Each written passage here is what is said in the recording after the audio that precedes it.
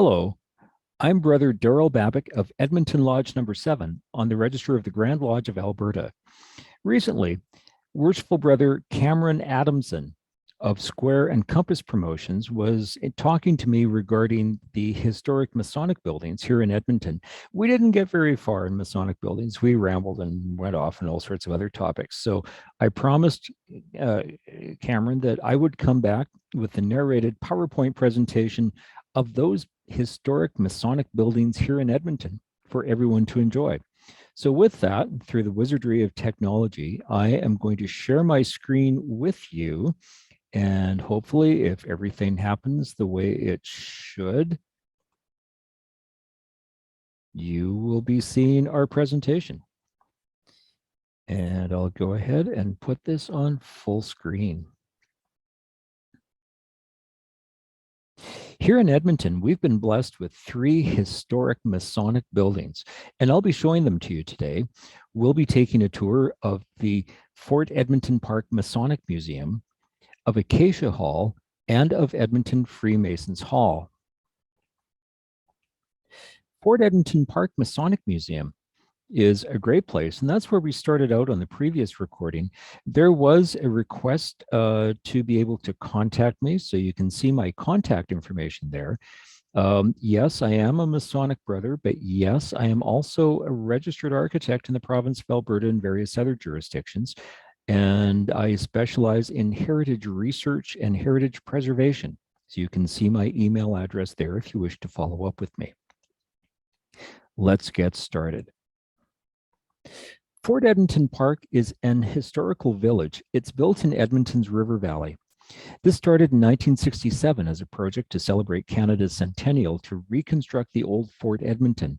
And the park now includes the 1846 reconstruction of the Hudson's Bay Fort, as well as the streets depicting 1885, 1905, and 1920, depicting the evolution of Edmonton's early history. Edmonton was very much a boomtown in 1905. So 1905 Street features a recreation of what was Edmonton's first true Masonic Hall. From its formation in 1892, Edmonton Lodge met in different rented locations. In 1903, Edmonton's Freemasons lodges all banded together to build a hall where they could conduct business. In 1903, 1 in 12 men in the burgeoning frontier city of Edmonton were Masons. So if you know Edmonton, this Masonic Hall was built on 102nd Street, just south of Jasper Avenue, roughly the same block where the Salvation Army built their citadel, roughly between where the Anglican Cathedral and McDougall United Church now stand. Being that Edmonton was this burgeoning settlement, and in that Freemasons go about their business expeditiously, with efficiency while paying attention to their history, Edmonton's Masonic Hall was built with Masonic Hall upstairs and businesses on the street that rented space. One of those businesses was the Edmonton Cigar Factory, seen here in 1907. But the guts of this building, let's go upstairs to the Masonic Temple. Upon entering, a Mason would sign in an anteroom that also served as a place for socializing, and that anteroom was an entrance to the lodge room. These days, it's brilliantly lit, but in 1903, it would have been lit with gas-fired lights as electricity was scarce. Some illumination may have been provided by candlelight. In the east, the lodge's master and his entourage were accommodated in relatively simple though meaningful fittings. Symbols of patriotism of the day were present, as was an organist. In those days, most lodges had organists. This Masonic Hall served Edmonton until the city and the Masonic community outgrew this hall. And in 1929, a cornerstone was laid for a very large and grand Masonic temple, which will be featured later in this presentation. The recreation of Edmonton's 1903 Masonic Hall is a great story in itself. In 1976, Edmonton Lodge Number 7 and Eastgate Lodge Number 192 both joined together to form a charitable organization called the Ionic Club of Edmonton 1976. Every brother of Edmonton Number 7 and Eastgate Number 192 is a member of the Ionic Club. The original purpose of forming the Ionic Club was to raise funds to build and reconstruct this Masonic hall. It took a long time and a lot of effort, and in the early 1980s, the building was completed. In 1986, the reconstructed Masonic Hall was opened as a living museum. Many historical artifacts are on display in the form of an operating lodge room. The Fort Edmonton Masonic Hall is set up as a museum. Many displays here describe the Masons who were instrumental to Freemasonry in Edmonton, and there are many other interpretive exhibits describing the functions of various places inside the lodge room itself. The Ionic Club continues to raise funds for various Masonic and other charitable causes in the Edmonton area. And although the Fort Edmonton Park Masonic Hall is a museum, it's also a functioning lodge room. Lodges may rent this room for Masonic meetings and functions. I myself, as seen here in this photograph, was raised to the sublime degree of a Master Mason in that very room. The Fort Edmonton Park Masonic Hall is open during regular park hours and is staffed by volunteers from Edmonton's Masonic lodges, from lodges throughout Edmonton. Fort Edmonton Park has hosted Alberta Masonic Day parades and Alberta Masonic Day celebrations by way of the Fort Edmonton Park Masonic Hall. Fort Edmonton Park has become a source of pride for many lodges, such as this memorial cairn installed by Edmonton Lodge Number 7 at the entrance to Fort Edmonton Park to commemorate Edmonton Lodge Number 7's centennial, which was originally chartered in 1892 under the Grand Lodge of Manitoba as Edmonton Lodge Number 53, as Alberta was not a province until 1905, and the Grand Lodge of Alberta didn't exist. A map of Fort Edmonton Park has been created showing the exhibits that have Masonic connections to the people who have built the city from a frontier trading post. All Freemasons lodges and concordant organizations are tremendously proud of our contributions to this great city, to this great province of Alberta, and to this great country of Canada. Now, working with Right Worshipful Brother Fred Bowker of Acacia Hall number 11 on the Register of the Grand Lodge of Alberta, Brother Fred Bowker was very gracious in providing a script for me to read of Acacia Hall. I'll go ahead and do that. Acacia Hall is located in Edmonton on the south side of the North Saskatchewan River in Edmonton's Strathcona neighborhood. Acacia Lodge met in various locations before 1929. In 1897, the Brethren met at Ross Hall, which was also known as a Masonic Hall, South Edmonton, and sometime around 1907 or 1908, the Brethren would meet at the International Order of Oddfellows building on 81st Avenue. And that building was condemned in 1910. The lodge then moved to yet another building. But all of these activities fueled a passion to build their own land, building, and lodge. So on August 1st, 1929, Brother Thomas Rist turned the sod at the new Masonic Hall just east of what is now the Telephone Exchange. On August 29th, 1929, a suitable celebration took place. The Grand Master of the Grand Lodge of Alberta, Most Worshipful Brother Middleton, placed the cornerstone of the Masonic Hall. Grand Master received a suitably engraved trowel, which is what you see here, and Brother Rist received an engraved spade. Brother Rist had donated funds to support the construction of the hall in the middle of the Depression and financed the balance.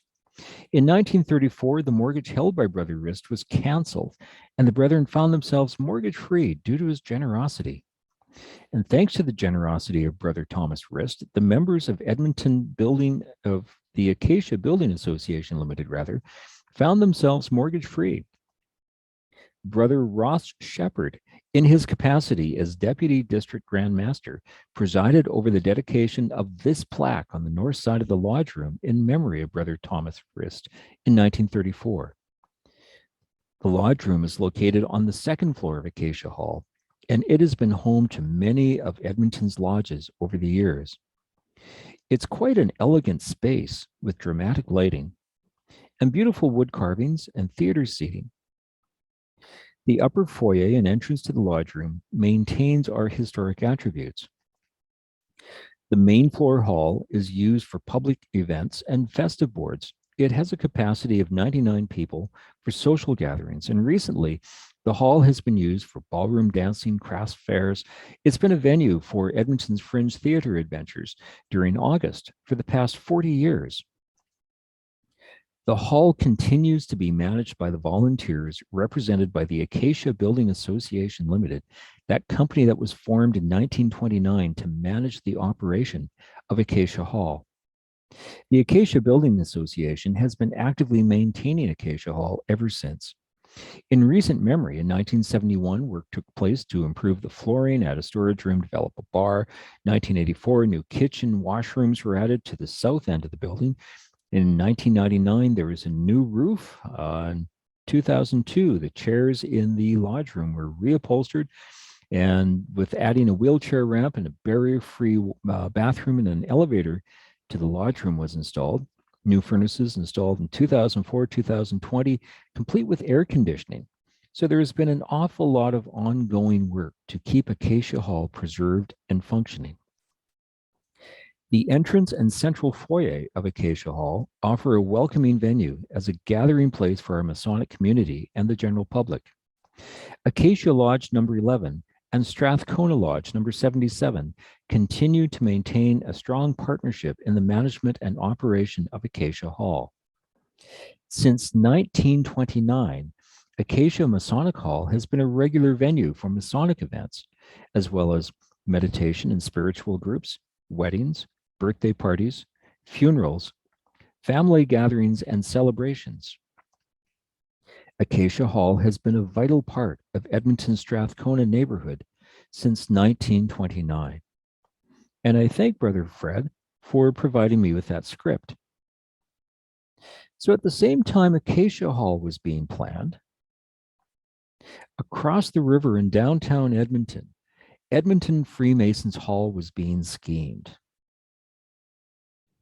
Edmonton Freemasons Hall is a very grand neo-Gothic building of outstanding, impressive spaces with exquisite details on a prominent site. Its craftsmanship is a testament to the origins of Freemasonry, a guild of stonemasons who were engaged in critical thought and debate, who appreciated tradition and craftsmanship. Its cornerstone was laid in 1930, just as the Depression ravaged the world. Undaunted, the Brethren of Edmonton rallied forward. Story has it that in anticipation of Edmonton's growth, shares in the Edmonton Masonic Temple Corporation were sold starting in 1910. It was reported that there was less than a rush to buy shares, and it took 19 years for construction to start, with the cornerstone laid in 1930. There is a certain method and position of properly laying cornerstones, which is known only to Masons, and many buildings in Edmonton have cornerstones that were placed by Masons, placed in the method that Masons were taught to place cornerstones in well-built buildings. There's nothing odd or weird about cornerstones placed by Masons. Masons simply know how to place cornerstones in buildings that will last.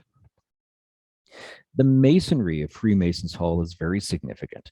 Freemasons Hall is clad with bricks, and those bricks came from the J.B. Little Brickyard in Edmonton's Riverdale neighborhood. James B. Little was a prominent Edmonton Freemason. We'll talk more about that later. The Brethren of Edmonton's Masonic community toiled and sacrificed to build an impressive temple in the middle of the Depression. There were some necessities, and there were some cuts. For example, here at the front stairs, instead of using limestone for the balustrades, they are clad in cast stone. That one vertical crack that you see on the second course, that's because that particular stone is L-shaped. So you're seeing a crack that is coming through on the inside corner. A lot of techniques, though. Let's go inside this beautiful building in downtown Edmonton. We'll walk up this grand staircase of inlaid terrazzo with brass edging and walk into the auditorium with a large stage that's large enough for a full orchestra and a dance floor that's sprung for lively parties. Yet it can also be set up for elegant banquets, as there is a dining hall and a full commercial kitchen on the level below. The kitchen accesses the auditorium by a dumbwaiter. That commercial kitchen sees a lot of use. Recently, it served a pop-up barbecue in the parking lot. And that barbecue was catered by Cornerstone Barbecue. It's a food truck that uses the commercial kitchen from time to time. The auditorium, dining hall, and lounge of Edmonton Freemasons Hall are in the publicly accessible part of the building. So instead of taking what may be the oldest operating passenger elevator in the city, let's walk up that grand staircase and through these doors to take a look at the Masonic part of the building. There's a beautiful foyer and anterooms that access impressive lodge rooms. The Oak Lodge is the largest lodge room. Its proportions are based on the golden section of measurement and harmony and boasts exquisitely detailed hand carvings, from columns of pomegranate capitals to the hand-carved grillage that was once damaged. Brethren wanted to repair this properly, so the story goes that the oak in this room came from a forest in Quebec.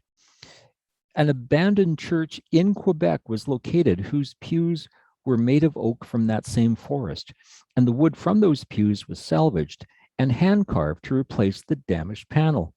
Can you guess which panel was repaired? I can't. The smaller lodge room, the Mahogany Lodge, may be more beautiful. Its dark woods are very rich, but because it's also dark, it's very difficult to photograph, so you're going to have to take my word for its beauty. A building like Edmonton's Freemasons Hall has many stories, like those empty niches on the south wall. From this drawing hanging on the wall in the library, take a closer look at that drawing. This may be the only record of the statuary that was to have been there. The story has it that a sculptor was commissioned during the Depression to carve the statuary. The brethren hadn't heard from him for quite some time, so they attempted contacting him in Australia. They heard back from his widow. He had passed away before he could complete his work.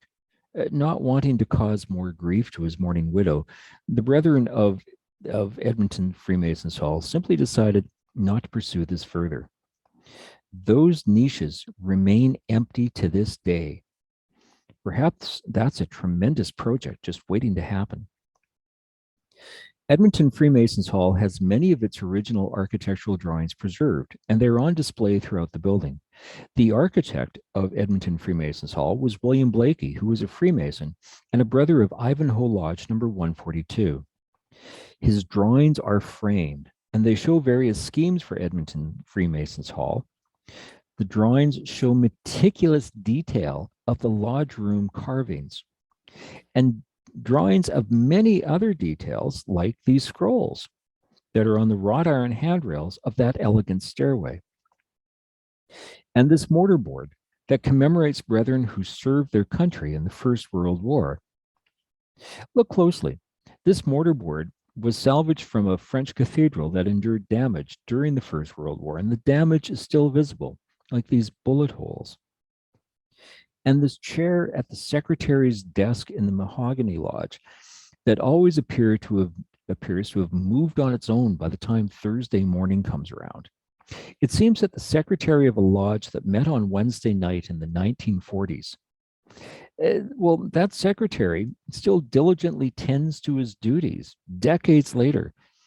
Maybe we'll meet him. And these bricks from the J.B. Little Brickyard. That's James B. Little, proudly sitting atop bricks in his brickyard in the Riverdale neighborhood, a Freemason of Edmonton Lodge number 7, and his son David in that baby carriage. That son David and his brother James both became masters of Edmonton Lodge number 7, as did J.B. Little's grandson David. As Edmonton Freemasons Hall is Edmonton, so too is Edmonton. It's Freemasons Hall. Thank you for your company of this tour of Edmonton's historic Freemason sites. Thank you very much, and I hope that we may see you at one of Edmonton's historic buildings. Thank you.